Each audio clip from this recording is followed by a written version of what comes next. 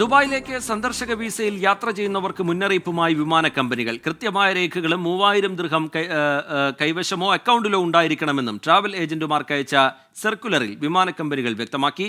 UAE യാത്രാ നിയമങ്ങൾ കർശനമാക്കിയ സാഹചര്യത്തിലാണ് തീരുമാനം.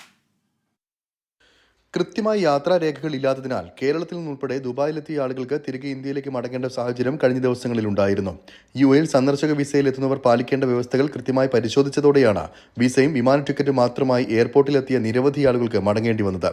ഇതേ തുടർന്നാണ് സന്ദർശക വിസയുമായി ദുബായിലേക്ക് യാത്ര ചെയ്യുന്നവർക്ക് വിമാന കമ്പനികൾ മുന്നറിയിപ്പുമായി രംഗത്തെത്തിയത്.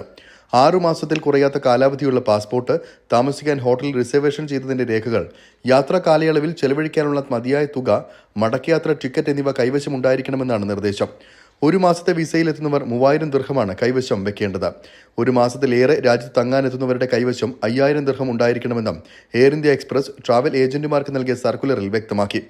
മതിയായ രേഖകളില്ലാതെ വരുന്നവരെ യാത്ര ചെയ്യാൻ അനുവദിക്കില്ല എന്ന് ഇൻഡിഗോ എയർലൈൻസും അറിയിച്ചിട്ടുണ്ട്. അരുൺ പാറാട്ട്, 24 Dubai.